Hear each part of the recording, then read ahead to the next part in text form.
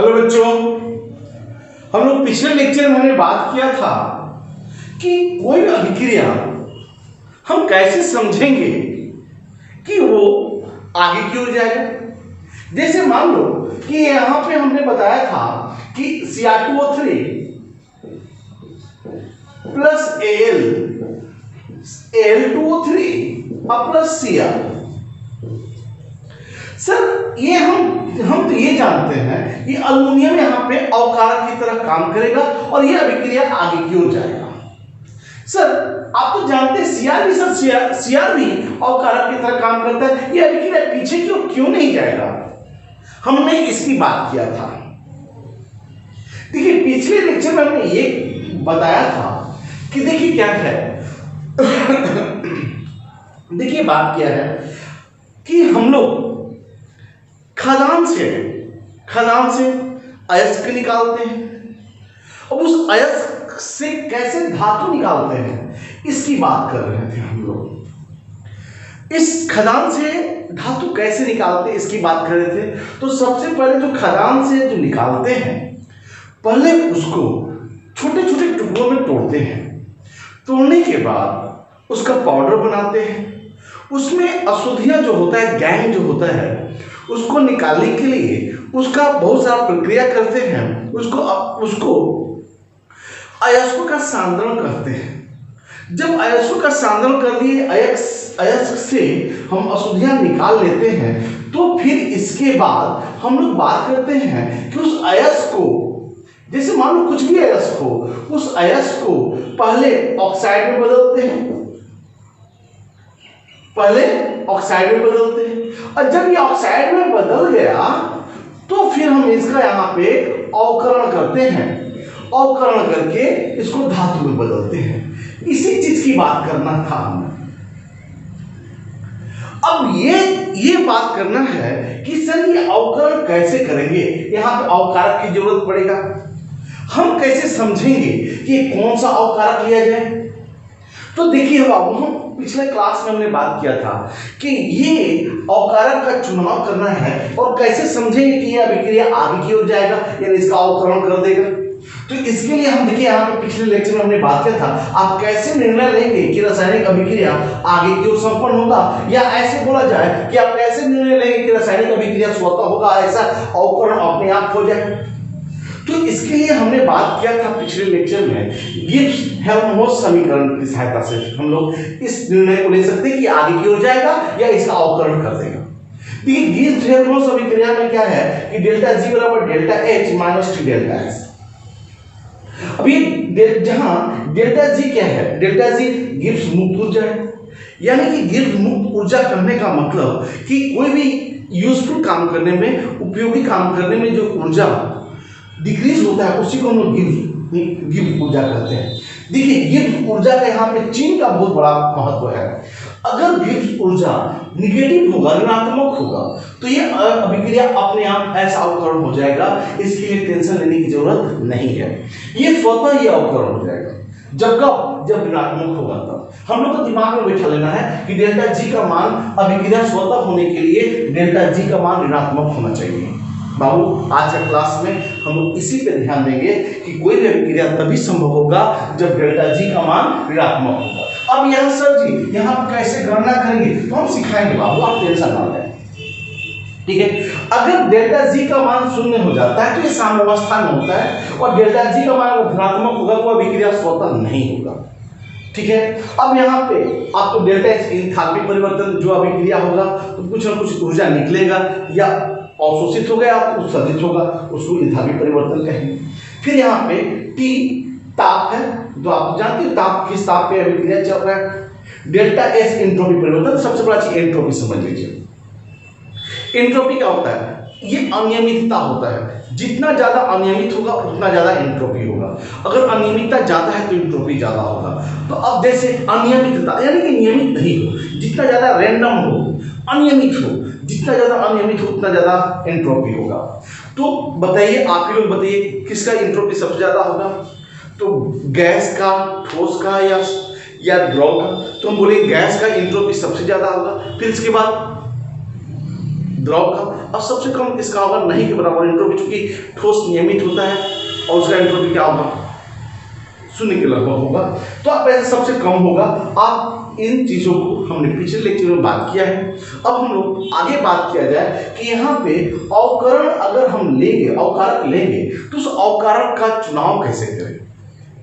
उस अवकारक का चुनाव एक आरेख द्वारा करते हैं, और जिस आरेख का नाम है एलिंगम आरेख।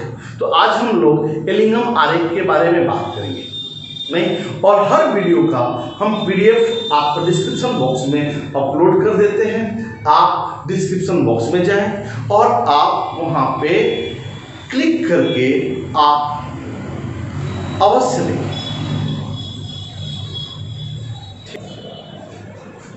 अब देखो बच्चों, अब हम लोग अब चाहे का चुनाव, अब चूंकि अपचयन करना है या अवकरण करना है ऐसा बोला जाए। अवकरण करना है इसका मतलब कि कोई भी ऑक्साइड को उसको धातु में बदलना है। धातु का ऑक्साइड को किसमें बदलना है, धातु में। अब धातु के ऑक्साइड को धातु में बदलना है तो उसके लिए अवकारक चाहिए, यानी अवकारक या अपचायक चाहिए। अब हम कौन सा अपचायक लेंगे, इसके चुनाव के लिए, इसका चयन के लिए हम एलिंगम आरेख की बात करते हैं। एलिंगम आरेख क्या है बाबू रे, ये एक तरह का ग्राफ है। क्या है बाबू, एक तरह का ग्राफ है। किससे किसके बीच में, तो बाबू डेल्टा जी नॉट और टी के बीच में। आपको तो एलिंगम आरेख का ये समीकरण तो हम आपको बता चुके हैं। देखिए यहाँ पे ये समीकरण है, इस समीकरण में डेल्टा जी नॉट है और यहाँ पे टी है। तो ये डेल्टा जी नॉट और टी के बीच में ग्राफ है। किसके लिए, तो विभिन्न ऑक्साइड के निर्माण के लिए। ये देखिए ऑक्साइड है, धातु है, ऑक्सीजन है, ऑक्साइड, धातु ऑक्सीजन ऑक्साइड, धातु ऑक्सीजन ऑक्साइड, धातु ऑक्सीजन ऑक्साइड, धातु ऑक्सीजन ऑक्साइड, धातु ऑक्सीजन ऑक्साइड, यानी कि विभिन्न ऑक्साइड के निर्माण के लिए डेल्टा जी और टी के बीच में ग्राफ है। यानी कि अगर आपसे पूछा जाए एलिंगम आरेख क्या है, तो बोले एक तरह का ग्राफ है। किसने दिया था, तो एलिंगम साहब ने दिया था। किसके बीच में, तो डेल्टा जी नॉट और टी के बीच में दिया था। काहे ला दिया था, तो विभिन्न ऑक्साइड के निर्माण के लिए। विभिन्न ऑक्साइड के निर्माण के लिए डेल्टा जी नॉट और टी के बीच में ग्राफ देने वाले कौन थे, एलिंगम साहब। इसीलिए इनका नाम क्या हुआ, एलिंगम आरेख। ये क्या करते थे, रिएक्शन कराकर ऑक्साइड बनाते और उसका डेल्टा जी नॉट गणना करते, और डेल्टा जी नॉट गणना करके और उसका एक आरेख खींच दिए, और उस आरेख हो गया एलिंगम आरेख। ये तो मेहनत करके और तुम लोग के लिए बेचारे हेडक छोड़ के चले गए। अब देखो इसको क्या करना है, हेडक नहीं है बाबू, दिमाग में लगाओ, बहुत इजी है लेकिन बहुत इंपॉर्टेंट है आगे की बात समझने के लिए। अब देखिए यहाँ पे क्या है कि ये हम डेल्टा जी नॉट से गणना करेंगे। तो हमने पहले बताया डेल्टा जी नॉट की गणना इस समीकरण के द्वारा करेंगे, डेल्टा जी बराबर डेल्टा एच। सर नोट क्या है, यहाँ पे ये जीरो दिख रहा है ऊपर में, नोट क्या है, हम बोलेंगे मानक है ये, मानक मुक्त ऊर्जा। अगर हम ऐसे जी लिखते तो सिर्फ मुक्त ऊर्जा, और यहाँ पे लगा दिए तो मानक मुक्त ऊर्जा। ये मानक शब्द लगाने के लिए नोट लगाते हैं, बस और कुछ नहीं है। समझ में आया बाबू, ये मानक क्या होता है, जिसकी गणना करेंगे मानक अवस्था में करेंगे, 298 केल्विन पे करेंगे। तो इससे कोई लेना देना नहीं है, मानक अवस्था है 298 केल्विन, ठीक है। अब यहाँ पे क्या करना है कि डेल्टा जी नॉट और डेल्टा जी नॉट गणना किस समीकरण से करेंगे, delta G not delta H minus delta S. हमें क्या है, हमने आज ही इस पे बात किया है, यानी कि इस समीकरण की सहायता से डेल्टा जी की गणना करेंगे। लेकिन ध्यान रहे जो ऑक्साइड का जो निर्माण करेंगे उसमें ऑक्सीजन का 1 मोल होना चाहिए। ऑक्सीजन का कितना मोल होना चाहिए, 1 मोल। ऑक्सीजन का 1 मोल देखिए यहाँ पे लिखा हुआ है, 1 मोल ऑक्सीजन से निर्मित विभिन्न ऑक्साइडों के लिए डेल्टा जी नॉट की गणना इस समीकरण की सहायता से किया जाता है। यानी 1 मोल ऑक्सीजन, दिमाग में बैठाना है बाबू, 1 मोल ऑक्सीजन। अब विभिन्न ऑक्साइड के निर्माण के लिए सर यहाँ पे बहुत सारा ऑक्साइड हमने, हाँ बाबू हाँ, तो सर कैसे, देखिए यहाँ पे आप यहाँ पे Ag है, Ag2 होगा। अब देखिए यहाँ पे क्या है कि ऑक्सीजन तो सर 2 है, यहाँ पे ऑक्सीजन 1 ही है, सर बैलेंस नहीं है। हम बोले सर यहाँ पे से कुछ छेड़खानी नहीं करेंगे, क्योंकि ऑक्सीजन हमेशा 1 मोल होना चाहिए। दिमाग में बैठाएंगे, ऑक्सीजन हमेशा कितना होना चाहिए बाबू, 1 मोल होना चाहिए। तो उसके लिए हम ऑक्सीजन को 1 मोल करेंगे, यहाँ पे 2 है तो 2 से मल्टीप्लाई करेंगे, तो यहाँ पे क्या हो जाएगा, 4 हो जाएगा, क्योंकि सिल्वर 4 दिया।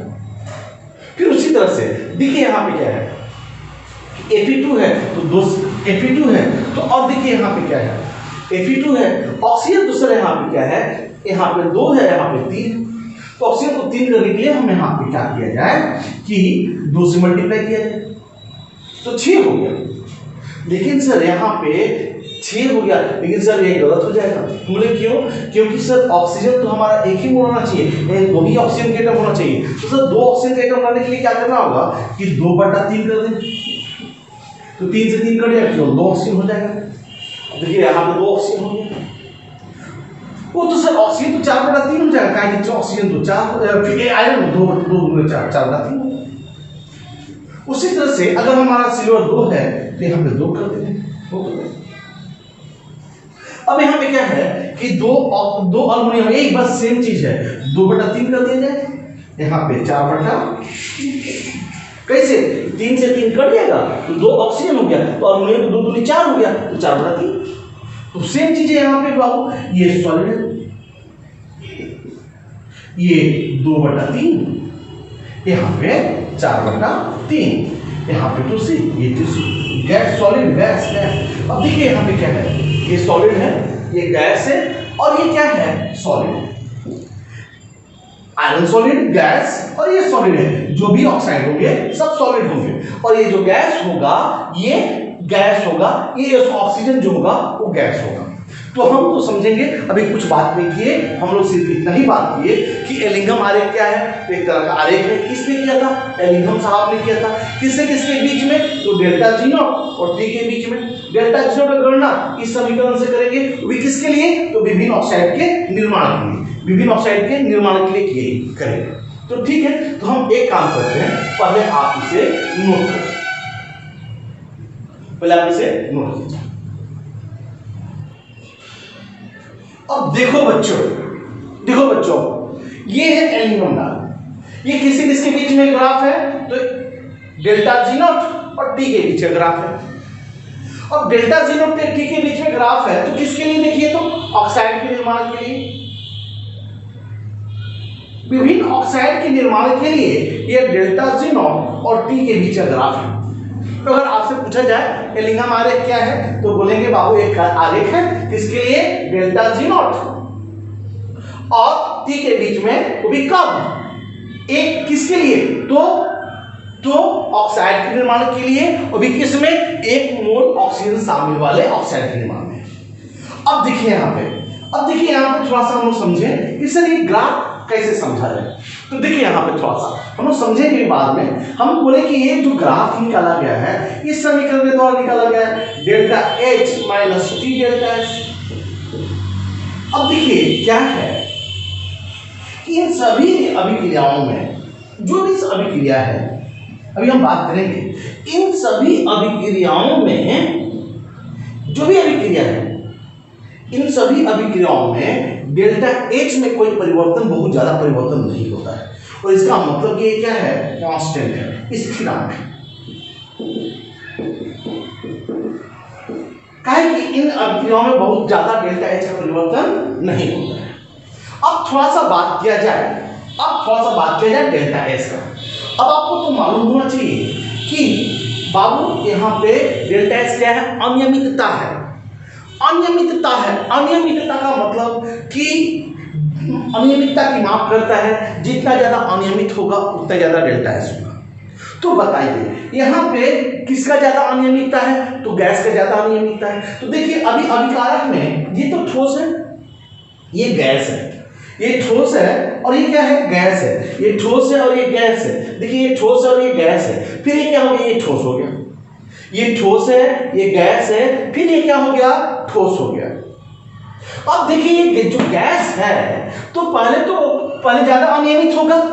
अब जैसे ही हम ये जब बन गया तो ये तो ठोस हो गया, इसका अनियमितता क्या हो गया, कम गया। इसका मतलब कि पहले ज्यादा था, गैस का तो अनियमितता ज्यादा था, इसका मतलब एंट्रोपी ज्यादा था। अब यहाँ पे जैसे ठोस बन गया वो उसका अनियमितता क्या हो गया, कम हो गया।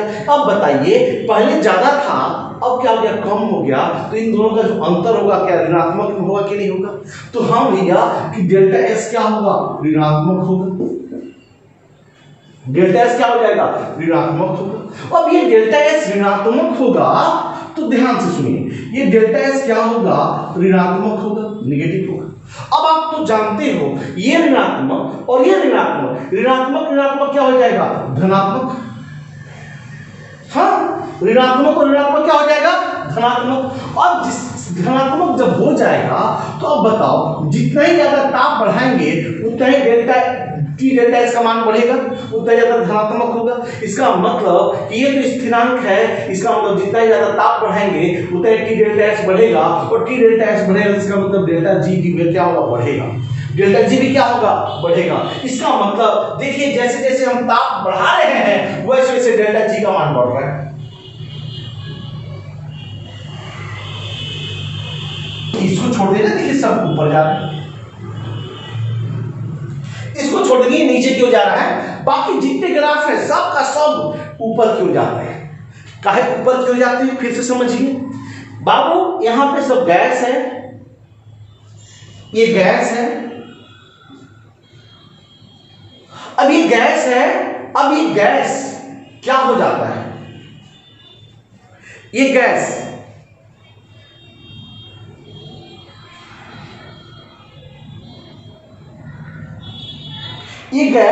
उत्पाद जैसे ही बनता है, जैसे ही उत्पाद बनता है, ये गैस जैसे ही उत्पाद बनता है तो ये ठोस हो जाता है।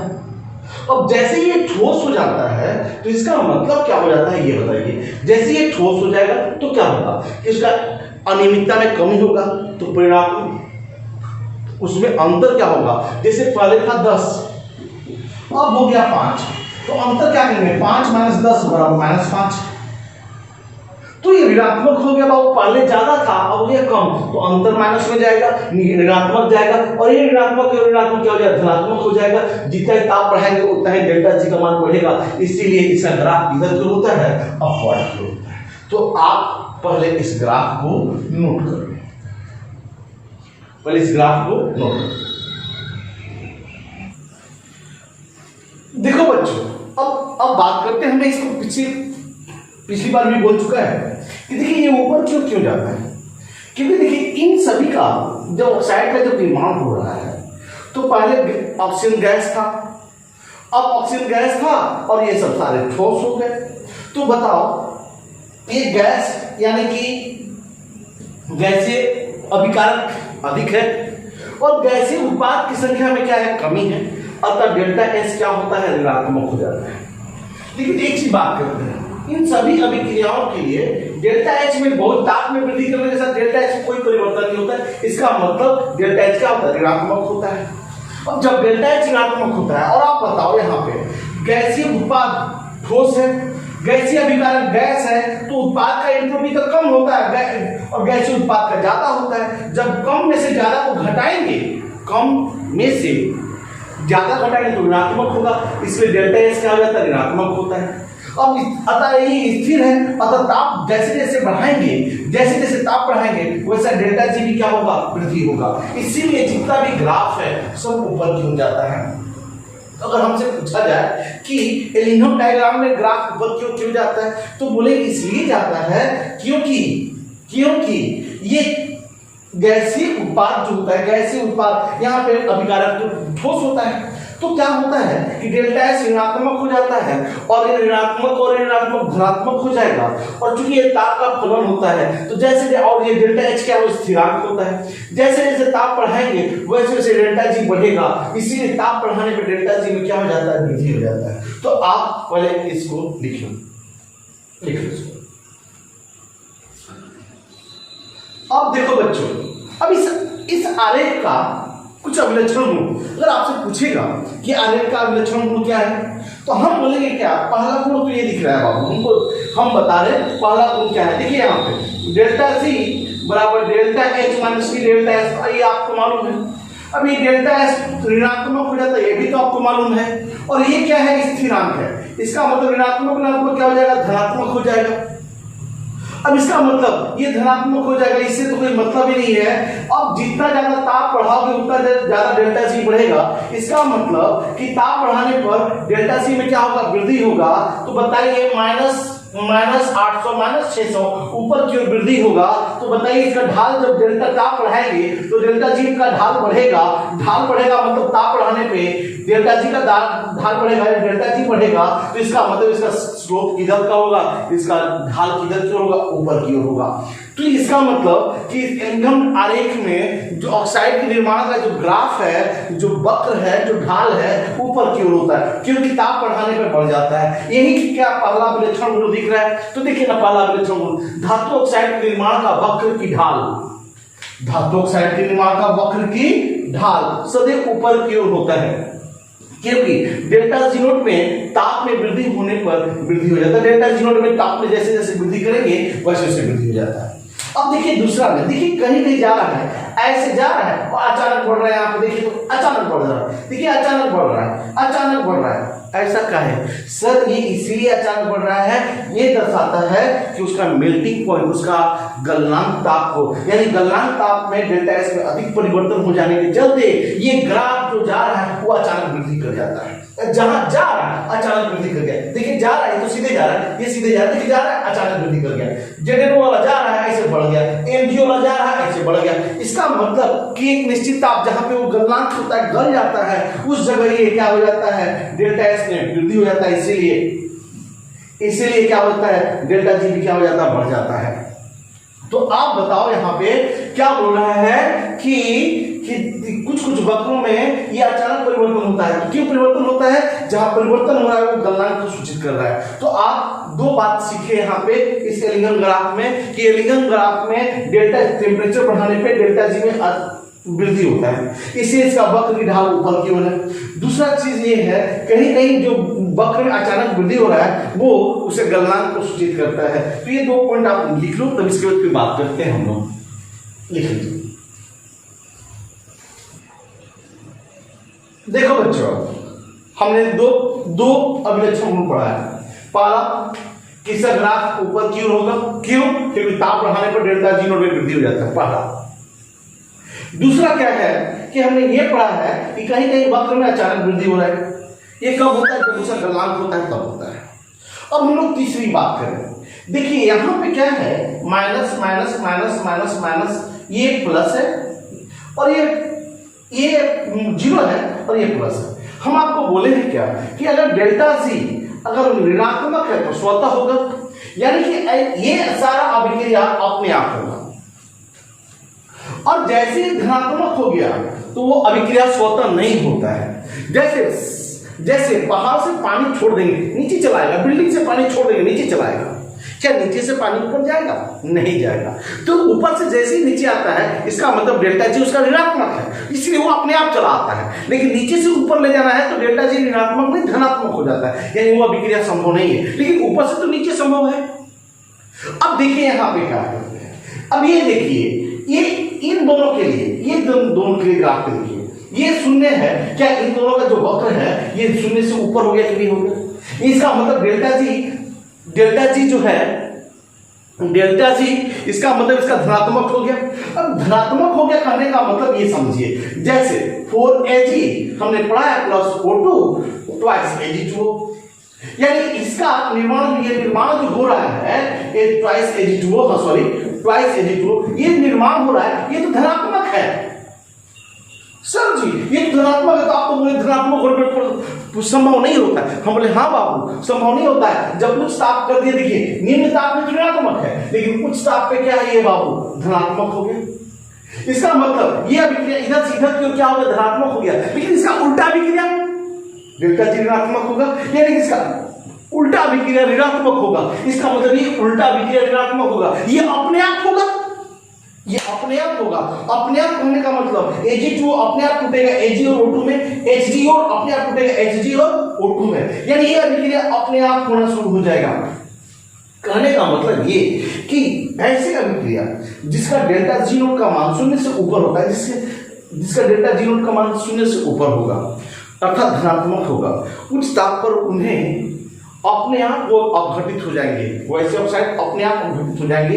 इन्हें अपघटन करने के लिए किसी अवकार की आवश्यकता नहीं होगा। हम लोग देखिए इसी चीज को हमने यहाँ पे लिख दिया है। चांदी तथा मरकरी जैसे धातु के लिए डेल्टा जी नोट उच्च ताप पर शून्य से अधिक होता है अर्थात धनात्मक हो जाता है, अर्थात H2O तथा Ag2O स्वतः उच्च ताप पर अपघटित हो जाते हैं। यानी कि ये तो धनात्मक हो गया, लेकिन उसका उल्टा क्या हो जाएगा, ऋणात्मक हो जाएगा। यानी कि ये अभिक्रिया उसका, ये अभिक्रिया धनात्मक है, ठीक इसका उल्टा अभिक्रिया क्या हो जाएगा, ऋणात्मक हो जाएगा। इसका मतलब ये अभिक्रिया स्वतः संभव होगा, इसका मतलब कि ये अपने आप होगा, इसे कराने के लिए किसी चीज का जरूरत नहीं है, बस ताप बढ़ा दीजिए, ये Ag2O टूट जाएगा Ag में और O2 में, HGO टूट जाएगा Hg और O2 में। यानी ऐसे अभिक्रिया के लिए कभी किसी अपचायक की आवश्यकता नहीं होता है। तो देखिए हमने लिख दिया उच्च ताप पर अपघटित हो जाता है तथा अपचायक की आवश्यकता नहीं होता है। तो आपने 3 बिंदु पढ़े अभी तक।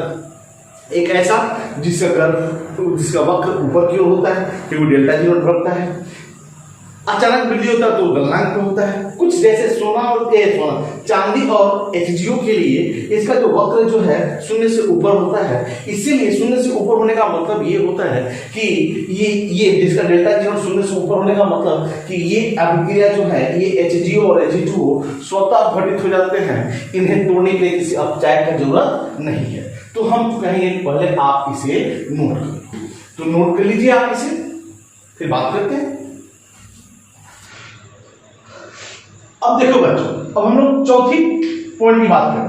हमने 3 पॉइंट क्या क्या पढ़ा है कि वक्र की ढाल ऊपर की ओर होता है क्योंकि ताप बढ़ाने पर बढ़ जाता है, कहीं कहीं अचानक वृद्धि हो जाता है जो गलनांक पर निर्भर करता है, और इन दोनों का HG और Ag2O का डेल्टा जी नोट का मान उच्च ताप पर शून्य से अधिक है यानी धनात्मक है, अतः इसे अपघटित करने के लिए किसी भी अवकारक की आवश्यकता नहीं होती। ये 3 बिंदु हमने पढ़ा है। अब हमको तो समझ में आता है कि ये तीनों बिंदु इतनी बार बोले कि आपको याद हो जाना चाहिए, ठीक है। अब देखिए चौथा बिंदु क्या है, देखिए ये नीचे की ओर, सब ऊपर की ओर जा रहा है, ये ऊपर ये ऊपर ये ऊपर ये ऊपर ये ऊपर ये ऊपर ये ऊपर सब ऊपर की ओर जा रहा है, लेकिन एक ग्राफ नीचे की ओर है, CO के निर्माण का वक्र, यानी कि CO के निर्माण का वक्र की ढाल नीचे काहे ऐसा है इसको समझा जाए। तो देखो C प्लस O2 CO। अब यहाँ पे ये देखिए ठोस है, तो ठोस में एंट्रोपी से कोई लेना देना नहीं है, ठीक है बाबू। ये गैस है, देखिए गैस कितना मोल, 1 मोल है, और यहाँ पे उत्पाद का गैस मोल कितना मोल है, 2 मोल। अब बताइए उत्पाद में से अभिकारक को घटाएंगे, 2 में से 1 को घटाएंगे तो 1 आएगा प्लस में आएगा, क्योंकि डेल्टा S क्या हो गया, प्लस में हो गया। अब ये प्लस माइनस क्या हो गया, माइनस हो गया। अब जितना ही ताप बढ़ाएंगे उतना ही माइनस होगा, यानी ये तो स्थिरांक है, कांस्टेंट है, यानी कि जितना ही ताप बढ़ाएंगे उतना ही क्या होगा, माइनस होगा। अतः उच्च ताप पर अत्यधिक ऋणात्मक हो जाता है, डेल्टा जी इसका क्या हो जाता है, उच्च ताप पर जैसे जैसे ताप बढ़ाएंगे वैसे वैसे ऋणात्मक होगा। अब फिर से समझिए क्यों, कि देखिए ये कार्बन गैस है प्लस O2 गैस है, सॉरी कार्बन ठोस है, O2 गैस है। अब ये CO बना, ये 1 मोल है O2, लेकिन यहाँ पे CO 2 मोल है, यानी अभिकारक 1 मोल है और उत्पाद कितना मोल है, 2 मोल है। तो आप बताओ 2 मोल से अगर 1 मोल, देखिए उत्पाद में से अभिकारक को घटाते हैं, हमेशा उत्पाद में से अभिकारक को घटाते हैं, उत्पाद में अभिकारक को घटाएंगे, तो उत्पाद में अभिकारक घटाएंगे यानी 2 में से 1 घटाएंगे तो प्लस 1, यानी कि डेल्टा S क्या होगा, प्लस धनात्मक होगा। अब धनात्मक होगा तो धनात्मक ऋणात्मक क्या हो गया, ऋणात्मक हो गया। अब जितना ही ताप बढ़ाएंगे उतना ही ज्यादा ऋणात्मक होगा, इसका मतलब जैसे जैसे ताप बढ़ाएंगे वैसे वैसे डेल्टा जी का मान क्या होगा, इसके लिए ऋणात्मक होता जाएगा। इसीलिए सर इसका ग्राफ कैसा होता है, नीचे की ओर। हमने 4 बिंदु पढ़ लिया। सामान्यतः ऊपर की ओर ताप बढ़ाने में बढ़ जाता है, क्यों बढ़ जाता है हमको पता है, क्योंकि वहां पे डेल्टा एस ऋणात्मक हो जाता है, यहाँ पे धनात्मक हो रहा है, वहां पे क्या हो जाता है, ऋणात्मक हो जाता है। दूसरी बात कि ये वक्र जो अचानक वृद्धि हो रहा है ये गलनांक पे हो रहा है। इन दोनों को बाबू किसी अवकारक की जरूरत नहीं, क्योंकि इन लोगों का डेल्टा जी का मान उच्च ताप पर 0 से अधिक होता है। अब ये CO के निर्माण का वक्र ऋणात्मक होता जाता है, क्योंकि इसका डेल्टा S का मान क्या होता है, धनात्मक होने के चलते ताप जैसे जैसे बढ़ाएंगे तो उच्च ताप पर अत्यधिक ऋणात्मक हो जाता है, डेल्टा जी अत्यधिक ऋणात्मक हो जाता है। तो आप इसे नोट करिए।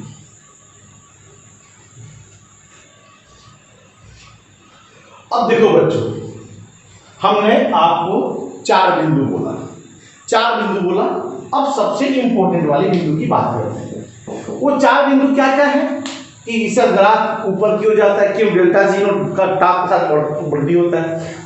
दूसरा है कि कभी कभी अचानक हो जाता है क्योंकि वो गलनांक को सूचित करता है। तीसरा चीज है कि HG और HG2 का जो वक्र है ये शून्य से ऊपर होने के कारण इसे अपचयित करने के लिए किसी अवकारक की जरूरत नहीं। और तीसरा है CO का वक्र नीचे की ओर जाता है क्योंकि इसका डेल्टा S धनात्मक हो जाता है, धनात्मक हो जाने से डेल्टा G ऋणात्मक हो जाता है। चौथा चीज क्या है कि बाबू यहाँ पे समझना है कि देखिए एक इसका है डेल्टा G, देखिए इसका डेल्टा G यहाँ पे है और इसका डेल्टा G यहाँ पे है, इसका मतलब इसका डेल्टा G ज्यादा ऋणात्मक है। तो अब बोलेगा हमसे कि इन दोनों में ज्यादा अस्थायी कौन है, तो दिमाग में बैठा लो, जिसका डेल्टा G का मान जितना ही कम होगा उतना ही अस्थायी होगा।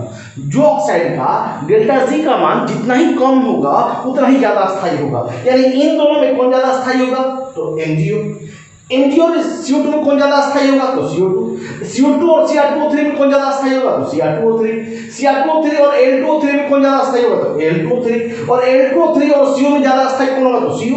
यानी जितना ही ज्यादा नीचे जाएगा उतना ज्यादा अस्थायी होगा। इसी चीज को हमने लिख दिया है, उच्चतर डेल्टा G नोट वाले किसी धातु के ऑक्साइड की अपेक्षा निम्नतर डेल्टा G नोट वाले कोई भी धातु ऑक्साइड अधिक अस्थायी होता है। ये अस्थायी है,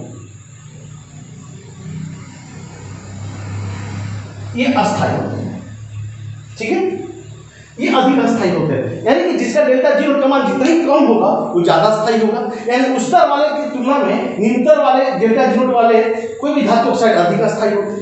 अब एक चीज बात करें, अब हम यहाँ पे बात करें Cr2O3 है और यहाँ पे Al2O3 है। बताइए दुनिया में दोनों में से ज्यादा अस्थायी कौन है, तो Al2O3 है। क्यों Al2O3 है, क्योंकि नीचे है। अब बताओ, तुम ही लोग बताओ, दुनिया में कौन ज्यादा अस्थायी, कौन जो अस्थायी होगा वही उसी का नास्तित्व होगा बाबू। जो दुनिया में वही जो ज्यादा अस्थायी है, जो कम अस्थायी तो खत्म हो जाता है।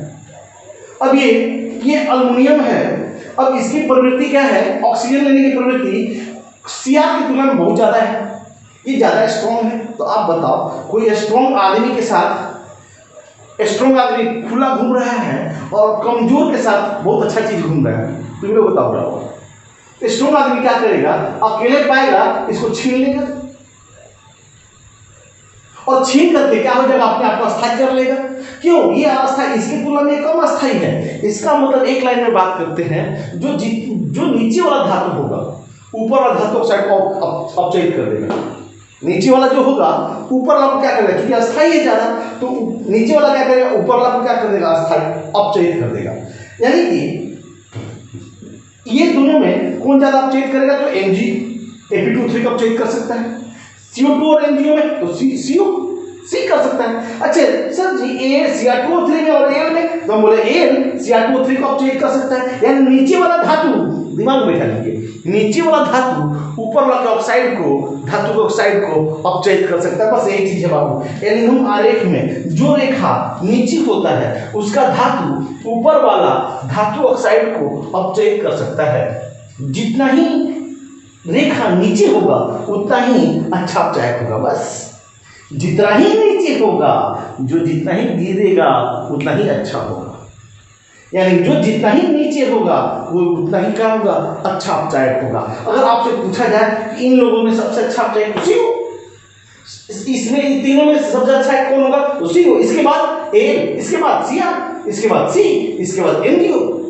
इन लोगों में सबसे कम कौन होगा, सबसे कम ये कौन होगा, बोलेंगे Mg जो है Fe को अपकृत कर सकता है लेकिन Cr को नहीं कर सकता है। क्यों, क्योंकि उसका वक्र का निर्माण क्या है, ऊपर की ओर है। तो बाबू आपको तो समझ में आ गया होगा कि एल्यूमिनियम आरेख में बात करना है कि जो ऑक्साइड का निर्माण होता है, जो ऊपर की ओर है वो उसका अस्थायित्व कम होता है, जो नीचे की ओर है उसका अस्थायित्व ज्यादा होता है। यानी नीचे वाला धातु ऊपर वाला को क्या कर सकता है, अपचयित कर सकता है। यानी कि अल्युमिनियम Cr2O3 को अपचयित कर सकता है, क्योंकि नीचे है वो Cr2O3 को अपचयित कर सकता है। इस चीज को ध्यान रखें। हमने दो चीज यहाँ पे बात किया कि डेल्टा G जिसका ऊंचा है वो कम अस्थायी है, जिसका डेल्टा G कम है वो अधिक अस्थायी है। जो नीचे वाला होगा, तो वक्र में जो नीचे वाला होगा ऊपर वाला क्या कर सकता है, अपचयित कर सकता है। इस बात को बाबू, इस बात को आप याद रखो, नीचे वाला जो हो ऊपर वाला क्या कर सकता है, अपचयित कर सकता है। हम इसके बार बार हम प्रैक्टिस करवाएंगे, अगले लेक्चर में हम प्रैक्टिस करवाएंगे। पहले हम इसका ट्रिक बता दें, लेकिन उससे पहले कि आप इसे नोट करें। अब देखो बच्चों, देखो क्या है, ट्रिक है यहाँ पे। प्रोफेसर बीसीएस मैकजिंटल, प्रोफेसर बीसीएस मैकजिंटल, आप नाम याद कर सकते हो, प्रोफेसर बीसीएस मैकजिंटल। इसमें से ट्रिक में है क्या चीज, तो प्रोफेसर बोले तो पोटासियम, ट्रिक है बाबू, इसको एक श्रेणी में याद करने का है। तो ऐसे आप ऊपर नीचे याद कीजिएगा, अगर इस लाइन को याद कर लेंगे तो आप इसमें से कभी नहीं गड़बड़ाइएगा।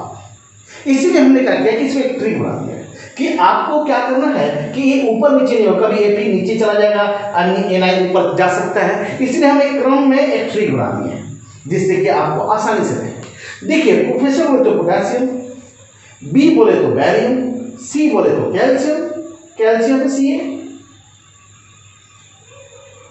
एस बोले तो सोडियम, एम बोले तो मैग्नीशियम, ए बोले तो अल्युमिनियम, सी बोले तो कार्बन, सी बोले तो क्या चीज, कार्बन। अब इसके बाद जेड बोले तो जिंक, आई बोले तो आयरन, एन बोले तो निकेल, टी बोले तो टीन एसएन, और ए से कुछ नहीं होता है, एल बोले तो लेड पीबी। अब इसके बाद आपको अपने सीखना है हाइड्रोजन, कॉपर, एचजी, एयू और पीटी। देखिए, ऊपर से नीचे के जो आते हैं तो धातु की क्रियाशीलता में कमी होता है, घटता क्रम है ये, यानी कमी होता है, यानी ऊपर वाला ज्यादा क्रियाशील होगा तो नीचे वाला क्या होगा, कम क्रियाशील होगा। तो इसीलिए हमने क्या लिख दिया है कि जो ऊपर में जो धातु ऊपर होते हैं वे अत्यधिक क्रियाशील होते हैं, यानी ऊपर से आप नीचे जा रहे हो क्रियाशीलता में क्या हो जा रहा है, कमी हो रहा है, यानी ऊपर वाला ज्यादा क्रियाशील होगा। अच्छा, अब जब तुम ही बता दो जो ज्यादा क्रियाशील होगी, ज्यादा क्रियाशील है ये एपी जो है, देखिए एपी यहाँ पे है और आपका पोटेशियम यहाँ पे है, ये बहुत ज्यादा स्ट्रॉन्ग है और ये बेचारा कमजोर है। अब बता दो, स्ट्रॉन्ग छुछे है और कमजोर का लेके घूम रहा है, संभव है? रास्ता सन्नाटा में भेजाएगा, फट से छीन लेगा, जहाँ खाली भेंट होना चाहिए बट थपियाएगा और छीन लेगा। कारण क्या है कि ये जो है बहुत ज्यादा स्ट्रॉन्ग है, बहुत अधिक क्रियाशील है, इसको मारेगा, थपियाएगा, बाहर भागेगा और एपी अलग हो जाएगा, K2SO4 हो जाएगा। यहाँ पे हम 12 कर दें, यानी क्या हमने लिखा, पोटेशियम की क्रियाशीलता आयरन की तुलना में अधिक होता है, अतः पोटेशियम आयरन को उसके विलयन से विस्थापित कर देता है। अगर हम ऐसा किया जाए, देखिए अगर हम देखें CuSO4 है प्लस जिंक है, तो देखिए यहाँ पे CuSO4 तो नीचे है और जिंक क्या है, ऊपर है, ऊपर वाला छुछे है बेचारा, बढ़िया है, कुछ उसके पास नहीं है, कंगाल है, और जो कमजोर है लेके घूम रहा है सल्फेट, तो क्या करेगा, इसको मारे नहीं था, बोले भाग, हम बहुत ज्यादा स्ट्रॉन्ग है, तो क्या कर देगा, ZnSO4 प्लस सी, यानी कि जो क्रियाशील धातु होगा वो कम क्रियाशील धातु को उसको हटा सकता है। तो आप पहले इसको लिख लें, तब फिर हम आगे बात करते हैं, आप इसको। हाँ हेलो बच्चों, अब देखो यहाँ पे क्या है, देखो देखिए यहाँ पे ऊष्मा के द्वारा अवकरण। अब हम ऊष्मा के द्वारा कैसे अवकरण करेंगे, जो धातु नीचे होगी, जो धातु क्या होगा इस क्रियाशील श्रेणी में नीचे होगा, उनको अवकृत करने के लिए किसी अवकारक का जरूरत नहीं है बाबू, सिर्फ गर्म कर दो वो अलग अलग हो जाएंगे। जैसे HgO, Hg+O2, Ag2O, Ag+O2, Au2O, तो Au+O2, यानी कि जो कॉपर से नीचे होगा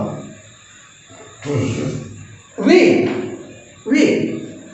इन्हें अवकृत करने के लिए किसी अवकारक की जरूरत नहीं है, बस इन्हें क्या करना है, गर्म कर देना है। यानी कि आपको ट्रिक में जो भी नीचे होगा उसको अपचयित करने के लिए किसी अवकारक का जरूरत नहीं है, सिंपली केवल और केवल क्या कर देंगे बाबू, केवल गर्म कर देंगे तो अपघटित हो जाएगा, किसी अवकारक की जरूरत नहीं है। तो प्लीज इसे नोट कर।